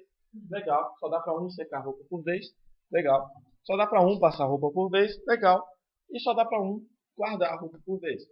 Então a gente pode fazer compartilhando os componentes. Certo? Enquanto o primeiro terminou de usar a máquina de lavar roupa, ele passa tudo para a secadora. E o próximo passa para lavar roupa. Certo? E assim sucessivamente. Então você consegue quebrar em vários pedaços. Se você quebra em pedaços de meia hora, o que aconteceu aqui é o seguinte: você ainda gasta 2 horas de trabalho de cada um de vocês para poder, desde lavar até guardar a roupa, certo? Ainda gasta 2 horas de trabalho. Mas o próximo termina meia hora depois, o outro termina meia hora depois e o outro termina meia hora depois. Você consegue fazer os 4 em 3 horas e meia. Certo? Você consegue fazer os 4 em 3 horas e meia. Então fica muito mais rápido. Ok? Tudo bem? A ideia é muito parecida com o que a gente falou das provas, do que a gente falou das soluções do processador. Tá bom? Dúvidas, senhores? Exatamente a mesma analogia, só que eu estou agora com algo usando aparelhos e tudo mais. Certo? E a ideia de cálculo também de desempenho está altamente baseada no nosso speedup. Certo?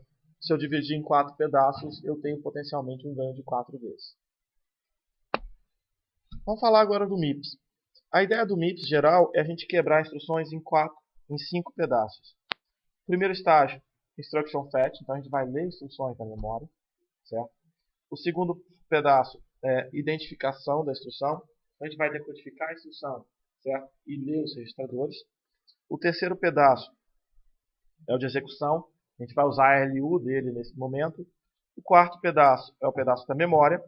E o quinto pedaço é o pedaço de write back, que a gente vai guardar o resultado de volta no banco do registrador. Tem uma outra coisa interessante.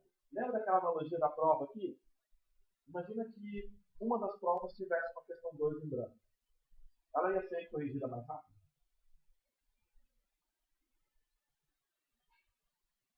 Aquele mecanismo nosso aqui, ela ia ser corrigida mais rápido? Uma das provas aqui estava com a questão 2 em branco. Quanto tempo ela ia gastar? Mesmo 2 minutos, veja. Por quê? Porque ela ia ter que ficar parada na mão do corretor, esperando o próximo estar disponível. O corretor aqui ia chegar ao legal, posso dar uma hora. Tá? Então ele teria um ganho de desempenho dele, de poder, na verdade, ele teria feliz para ele, mas ele não teria nada que pudesse ser feito naquele momento. A outra prova já estava sendo corrigida. Tá? Então, salvo uma rara exceção, por exemplo, da prova da questão que tivesse em branco, que fosse aquela do 23, né? Aí tem um bancozinho ali, salvo essas raras exceções, você deixar uma questão em branco não ia te afetar nada. E a mesma coisa aqui, uma instrução de ED não usa o estágio de memória, mas ela passa por ele. Afeta o tempo dela? Sim ou não? Você vai tirar de roda mais devagar por causa disso? A instrução precisa ter sempre atuando com pipeline.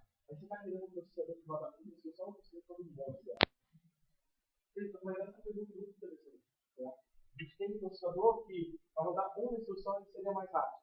Se a gente roda um monte, ele vai ser mais rápido. Se ele não tentar rodar de forma mais eficiente possível, tem que rodar um conjunto mais rápido possível. Vocês vão ver que em vários momentos, a gente está procurando desempenho, não de uma instrução, desempenho de múltiplas delas no outro. Ok? Tudo bem? Tudo bem, senhores? Ok? Então vamos lá. Vamos avançar um pouquinho mais aqui agora. Certo? Então, olha bem, vamos pegar aqui, só para dar uma noção de tempo. Se a gente tiver registradores de 100 picosegundos e todos os outros estágios estiverem gastando 200 picosegundos, o que significa isso? Significa que a gente tem tempos variáveis no nosso pipeline. Ok? Então nós temos tempos variáveis no nosso pipeline. Instruction fetch, que faz acesso à memória, vai gastar 200 picosegundos. Ler registradores, 100 picosegundos. Operação de ALU, 200 picosegundos. Acesso à memória, 200 picosegundos. Escrever no registrador, 100 picosegundos. Então aqui nós temos um pacote onde instruções de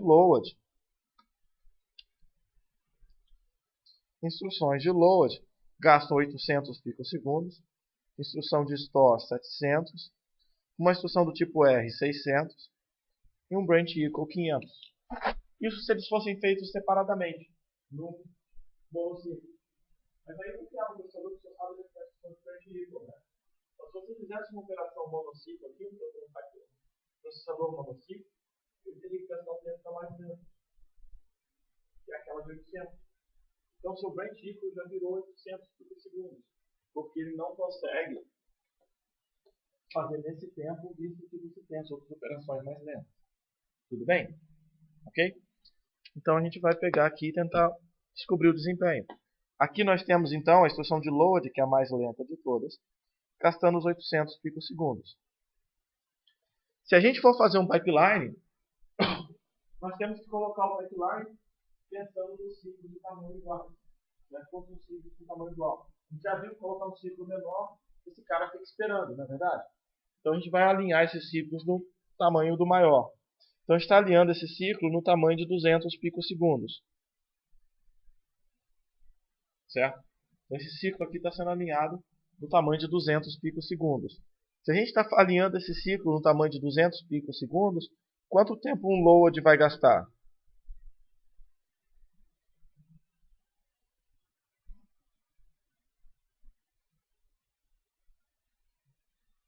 Ele vai gastar 1000 picosegundos. Certo? Aqui pode parecer que ele terminou um pouco mais cedo, mas o problema é que cada pedaço desse gasta 200. Então você precisa usar os 200 ali. Então, seu processador vai gastar 1000 picosegundos para fazer um novo. Okay? Qual é o ponto aqui? Eu era capaz de fazer 800 antes, 800 antes, mas agora, quando eu boto o pipeline, eu consigo rodar só 1000. O grande pulo do gato que está aí é que você consegue terminar a segunda em 1200. Em cima, você vai terminar a segunda em 1700. Embaixo, você termina a terceira em 1700. Em cima, você termina a terceira em 2700. Embaixo, você termina a quarta em 1600. Em cima, você termina a quarta em 3200. Notaram como de cima acaba ficando mais lento no conjunto de instruções? Então, você não está preocupado em terminar uma instrução, está preocupado em terminar um conjunto de instruções. É aí que vai tirar, não vai ganhar para você. Ok? Dúvidas, perguntas, senhores? Como, por exemplo, na segunda instrução, o endereço do disco carregado fosse o valor carregado. Se você carrega o valor da memória na primeira instrução, esse valor é usado para carregar a memória na segunda.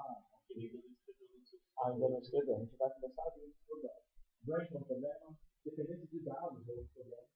Vai ter problema de dependência de dados. O que significa isso? Uma instrução vai usar o resultado da instrução anterior.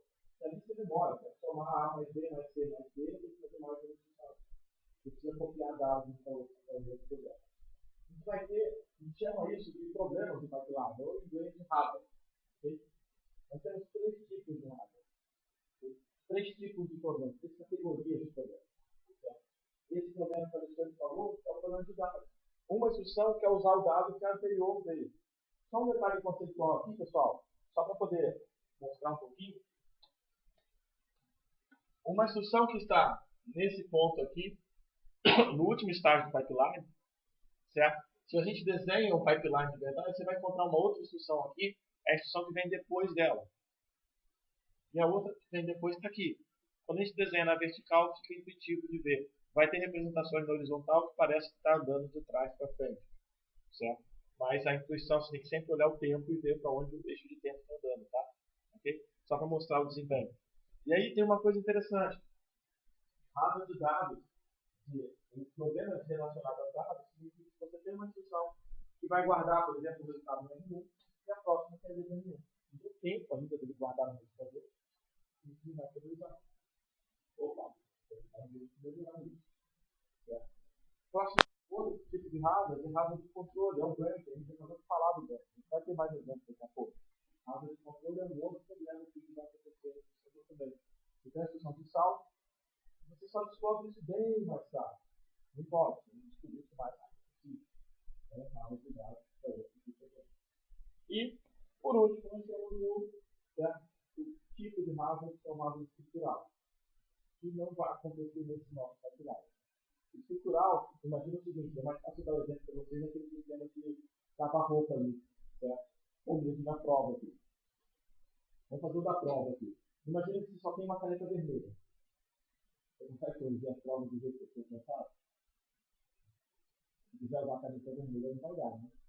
Então, no sistema de lavador ali, imagina que só tivesse uma tomada. Isso é hardware estrutural. Você tem múltiplos estágios que está lá querendo usar um determinado recurso.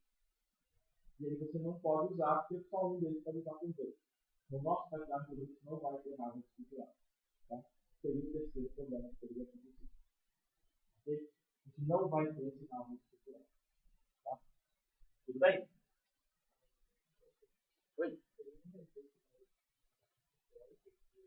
Por construção.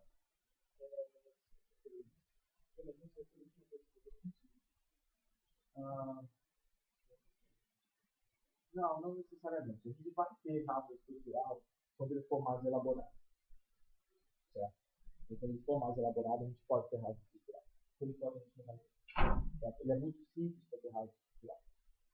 CIFS, o que acontece? A diferença, hoje em dia, de execução do RISC e CIFS, é que você tem um pipeline simples dentro dos dois, e o RISC já joga instruções direto no pipeline, e o CIFS converte instruções mais simples e joga no pipeline. Você poderia pensar, inclusive, no mesmo pipeline rodando os dois. Não tem esse problema. Okay? Tudo bem? Bom, Aí, só para mostrar um pouquinho, tentando revisar um pouco o que a gente já falou aqui, né? Certo? Se todas as instruções, se todos os estágios gastam ao mesmo tempo, a gente chama em estágio do pipeline. Cada pedacinho, cada fatia daquela, cada colega de vocês que estava sentado aqui na primeira fila, era um estágio do pipeline. Tudo bem? A gente chama de estágio do pipeline. Certo? Se todos eles gastarem ao mesmo tempo, a gente chama de balanceado, certo? Então, o tempo entre instruções fora de um pipeline, dividido pelo número de estágios que eu tenho, é o meu speedup, é o quanto eu ganhei de desempenho. Tá? Então, o nosso ganho de desempenho está relacionado em quantos estágios você dividiu o pipeline, se ele for balanceado. Se ele não for balanceado, o speedup vai ser menor, quer dizer, você vai ter um ganho de desempenho menor. Tá? E o speedup vem da gente conseguir o throughput, certo? A latência não muda, ok? A latência não muda. Tudo bem para vocês? Ok? Certo? A gente não vai mudar. E aí nós temos algumas propriedades interessantes. Agora, Gabriel, que dá para poder esclarecer um pouco a diferença de RISC e CISC. A pipeline surgiu com RISC e é mais fácil de ser implementada em RISC. Hoje em dia, as arquiteturas, mesmo as CISC, hoje em dia, têm pipeline também. Como elas fazem? Elas pegam a sua instrução e quebram em pedaços, instruções mais simples. Existem algumas propriedades que ajudam bastante, no caso do RISC, a projetar para a pipeline. A primeira delas é que as instruções têm tamanhos fixos. Uma instrução que tem tamanho fixo permite você fazer um estágio de fetch bem claro. Busca uma instrução, significa busca 32 bits. Outra instrução, mais 32 bits. Outra instrução, mais 32 bits. Você não precisa saber nada dela para buscar a próxima instrução de memória. Elas estão todas alinhadas e todas na mesma posição, começando em posições de memórias compatíveis. Certo? Então isso é bem importante. Certo? E aí é fácil, então, buscar e decodificar num ciclo. Se a gente pensar direitinho, o x86 tem instruções de 1 a 17 bytes. É muito grande. Você não sabe como é que você faz um fetch de uma instrução. Tem que saber coisas sobre ela. Lê 17 bytes, mas ali pode ter 10 instruções. Lê um byte só, mas aí pode voltar a instrução inteira. Então você tem que tomar cuidado. Então o estágio de fetch já fica mais elaborado. Certo? Outra coisa importante é que os formatos são poucos e regulares. A gente vai ver que a gente vai conseguir ler registradores e a gente vai conseguir decodificar a instrução sem precisar de muito mais detalhes sobre ela. Como eu tenho 3 formatos só, e lembra que a gente colocou os registradores sempre no mesmo lugar, fica mais fácil da gente fazer leituras e decodificar a instrução. Certo? Além disso, a ideia de fazer load store, só usar instruções de load store para acessar a memória, ajuda bastante também. Porque aí você pode usar o estágio da LU, o terceiro estágio que vai ter a LU, para fazer o cálculo de endereço do load ou do store e fazer o acesso à memória no quarto estágio. Você não tem nada como a Centro Intel tem uma instrução que faz some 5 a esse valor que está na memória. Ele tem que fazer um load, depois fazer uma conta, depois fazer uma soma e guardar esse resultado. Ele tem que fazer uma conta do endereço do load, depois ele faz uma soma do resultado do load, e depois guarda isso na memória ou no próprio registrador. Isso implica uma sequência de operações muito mais elaborada. Tá? E, além disso, os operandos de memória também estão sempre alinhados. A vantagem deles estarem alinhados é que todo acesso à memória passa a ser bem melhor definido. Então você não precisa fazer 2 acessos à memória para trabalhar com uma instrução. Todos os dados de memória têm sempre no único acesso. Isso é positivo também. Certo? Bom, aqui a gente vai começar a falar um pouco mais sobre hazards. Hazards são problemas no pipeline, certo? E eu já tinha falado para vocês aqui, nós temos 3 tipos de hazard. Hazard estrutural, se você precisa usar algum recurso, ele está ocupado, certo? Nós temos hazard de dados e nós temos hazard de controle, certo? Hazard estrutural é aquele que a gente falou, você tem um determinado recurso e esse recurso está ocupado, você não consegue usá-lo, certo? É a tomada da nossa máquina de lavar roupa, é a caneta vermelha que acabou, é alguma coisa que você realmente não consegue fazê-lo funcionar, certo? Hazard de dados, você precisa esperar a próxima instrução para ter um dado para você. Imagina, você quer calcular uma equação bem grande e o valor temporário está sendo calculado pela instrução anterior. Então você precisa desse valor, não adianta você fazer a conta. Eu quero somar R1 mais R2 mais R3 mais R4. Eu tenho que pegar o R1 mais R2, depois somar R3 mais R4, e os dois subtotais eu vou ter que somar. Então eu vou ter que esperar as instruções acabarem. Isso é hazard de dados. E hazard de controle, você coloca, certo? Você coloca um branch no pipeline e você tem que esperar o branch decidir para saber se a próxima instrução é que vem depois do branch ou que vem lá do outro lado. Observe que o próprio branch pode sofrer um hazard de dados, né?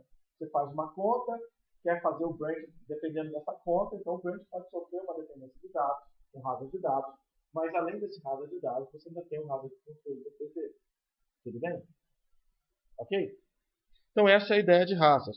Deixa eu falar um pouco sobre hazards estruturais, certo? Então o hazard estrutural tem esse conflito, ok? Então o load store vai exigir acesso a dados e o instruction fetch também vai exigir acesso à memória, ok? A gente teria que parar um dos dois. Se eu não tivesse duas memórias, uma memória de dados e uma memória de instruções, eu teria que parar o fetch enquanto eu vou fazer acesso à memória para o load store. Porque a gente está trabalhando aqui no nosso pipeline, a gente vai ter duas memórias. Então isso não é um problema, certo? Então a gente precisa de memórias de instruções de dados.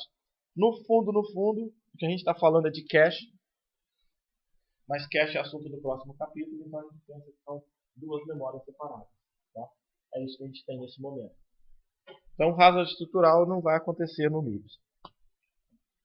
Hazard de dados. Hazard de dados significa o seguinte: uma instrução depende do acesso da instrução anterior. Então a gente tem a primeira instrução que grava no S0 e a segunda que quer ler do S0. Uma ideia geral é que você precisa andar na primeira instrução, só no último estágio ela vai guardar no S0, não é verdade? Então você tem que espaçar, certo? Você tem que espaçar uma instrução da outra o suficiente para que, quando a segunda quiser ler do registrador, o dado já esteja pronto para ele. Certo? Então você teve que espaçar por dois ciclos aqui para que você fosse capaz de ler o dado que a outra escreveu. Só uma convenção aqui importante para a gente.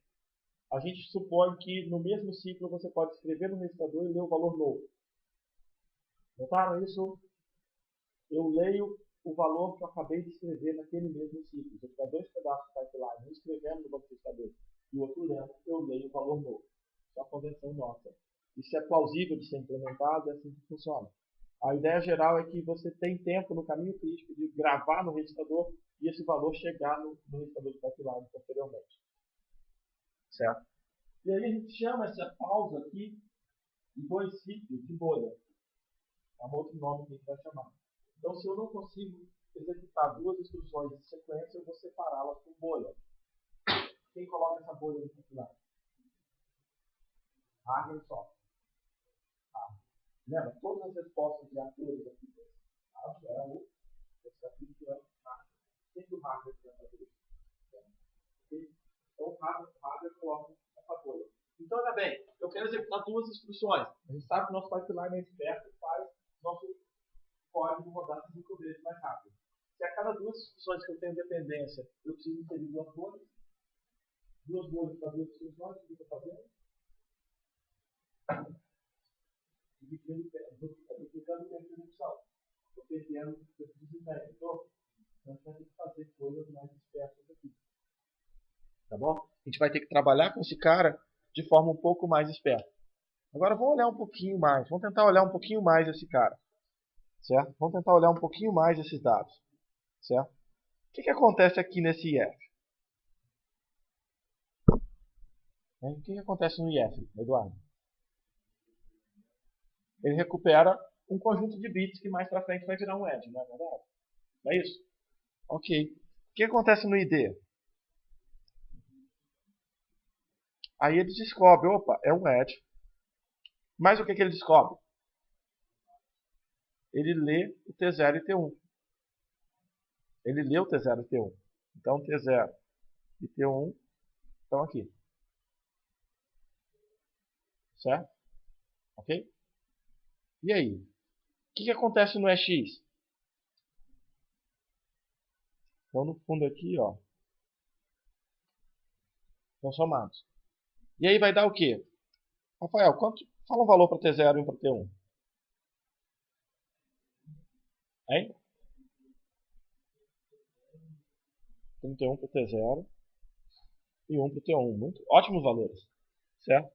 Aí o nosso resultado dá 32, como era de se esperar uma boa conta de arquitetura, né? Deu 32 aqui. O que acontece agora? A gente vai usar a memória? Então vai aparecer o 32 aqui, não é? E aqui a gente vai guardar no S0. Tudo bem? Ok para vocês? Tudo bem? Feito? O que a segunda instrução quer fazer? O que essa instrução quer fazer? Qual a intenção da segunda instrução?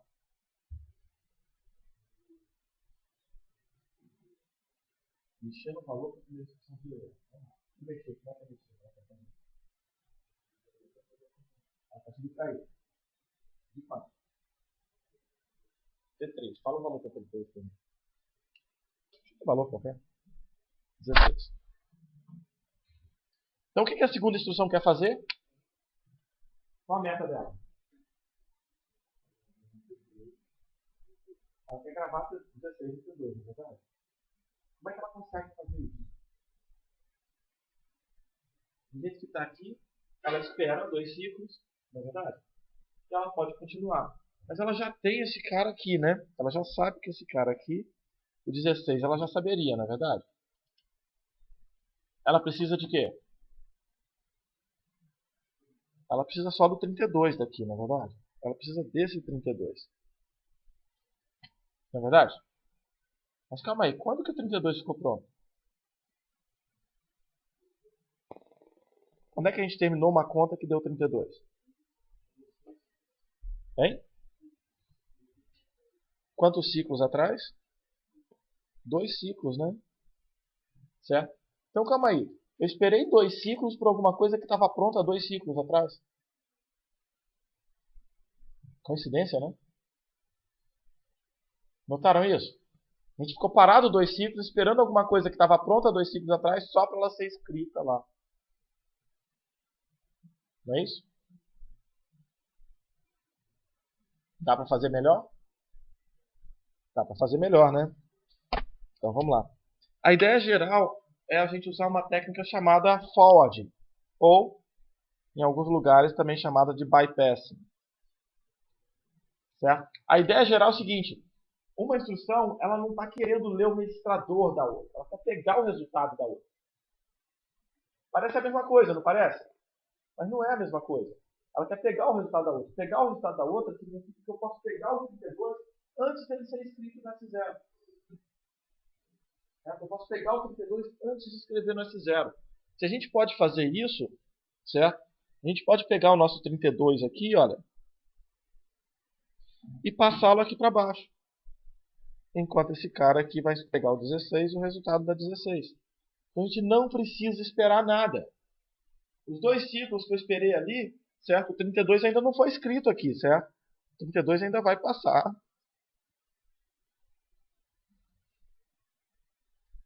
O 32 ainda vai ser escrito. Mas, enquanto ele não é escrito, eu sei, opa, esse cara já deu 32. Eu vou guardar esse cara aqui e pronto.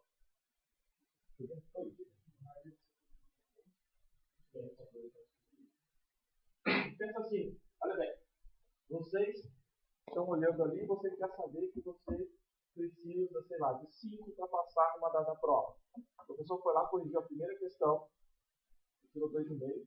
Ele corrigiu a segunda questão, você tirou 2,5. Você vai esperar ele corrigir a terceira ou você já sai comemorando?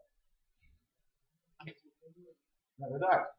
Você não precisou nem esperar ele terminar de corrigir, certo?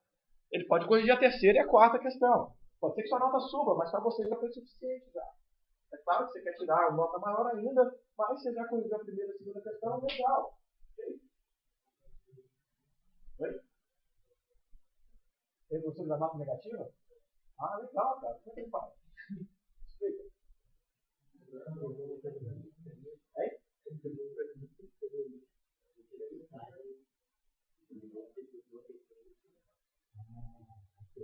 Tudo bem. Finge que não é na prova desse professor. Tudo bem?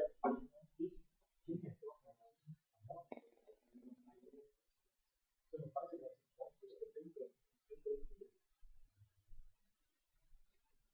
Não é um bom estímulo, né?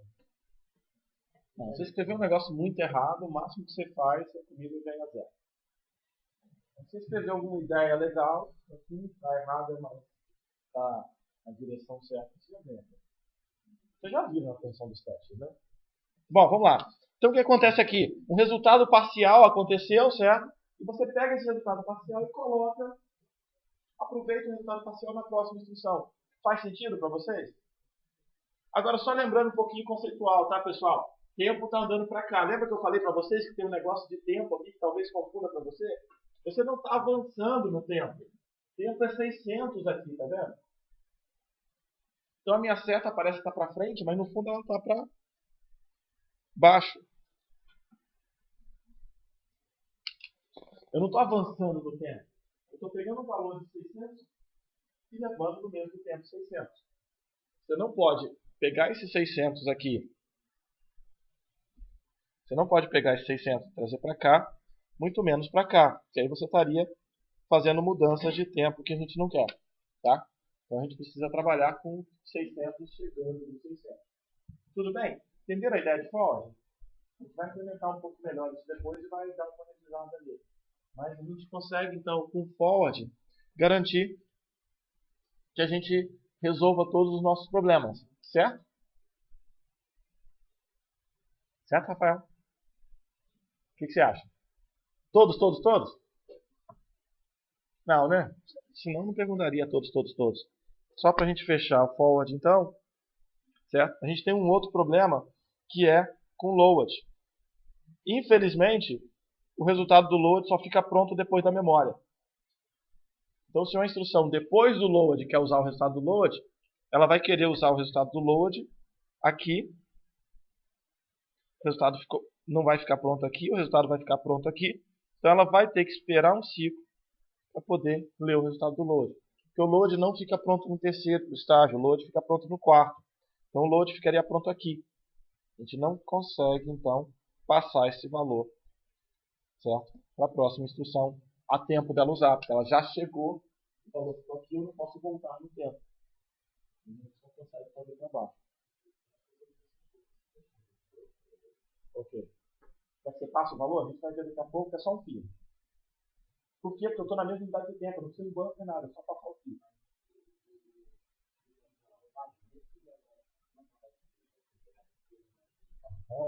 O controle vai setar os modos para ela.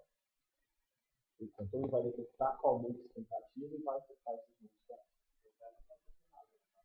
A subtração o controle da subtração fala: pega as duas entradas suas e faz a subtração. Aí alguém vira e fala assim: opa, essa entrada tem que ser trocada por causa de raiva. E troca uma entrada dela. Então ela vai fazer a conta do jeito que ela está acostumada.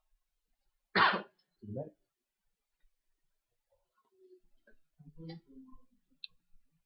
Não, ele não pode afetar o seu ciclo.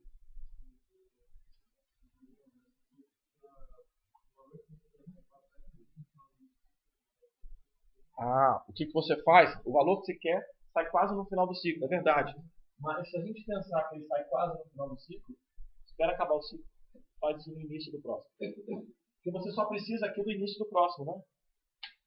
Então você faz no início do próximo ciclo. Certo? Você nunca faz forward no final do ciclo. Você faz forward no início do ciclo. Ok? É quase equivalente, exceto pelo fato de que você vai ter muito mais tempo para fazer a alteração. Tá? Então a gente nunca faz forward no final de um ciclo. A gente faz forward no início do próximo. Okay? Então ao invés de você pensar aqui que é 600 menos delta, é 600 mais um delta.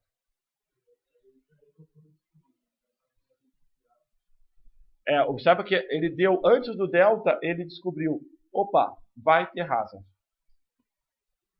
Mas olha bem, se eu tapar essa parte aqui de baixo sua, tapar isso aqui tudo, e te mandar olhar para essas duas instruções, olha o S0 e o S0 aqui.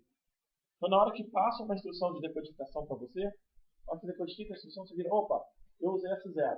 A próxima, eu vou gravar nesse zero. A próxima, vai usar esse zero? Aí vai ter que ter false. Quando ela chegar lá na frente, vai ter que ter false.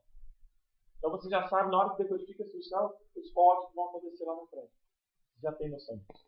Você já manda o controle correto para você. Você não precisa ficar olhando ponto a ponto o tempo inteiro. Ok? Então, quando a gente faz um load, a gente tem um problema que o load vai esperar a memória para depois voltar. Ok?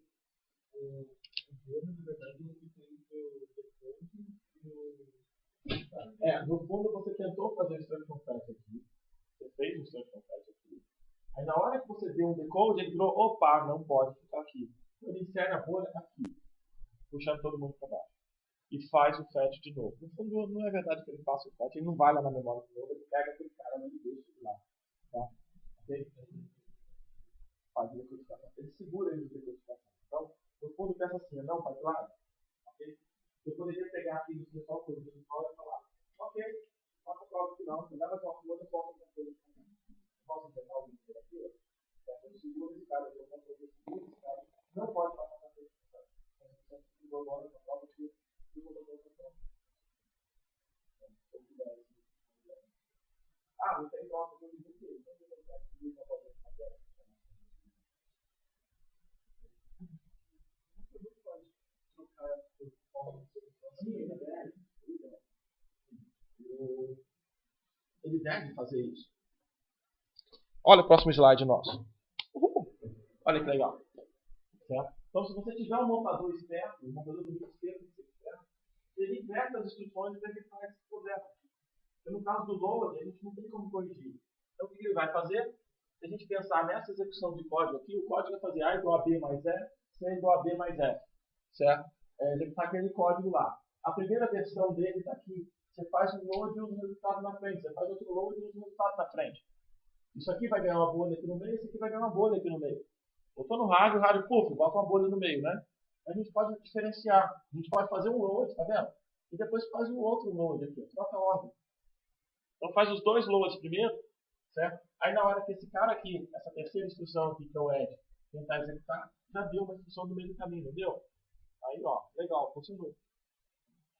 E aí na segunda também ganhou um espaço. No caso aqui ele ganhou 2 espaços. A gente só precisava de um espaço. Então funcionou também. Ok? Então, o montador pode sim, não deve fazer. O montador do mix é esperto, fazer isso para você. Dificilmente você vai encontrar uma situação como você encontra do lado esquerdo.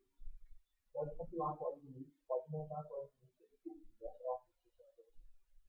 ele já vai fazer isso. Certo? Tudo bem? Tudo bem, senhores? Dúvidas, perguntas? Ok, então a gente vai parar por aqui hoje. Na próxima aula a gente vai falar sobre hazard de controle, trabalhar na implementação e eu vou entregar a prova para vocês.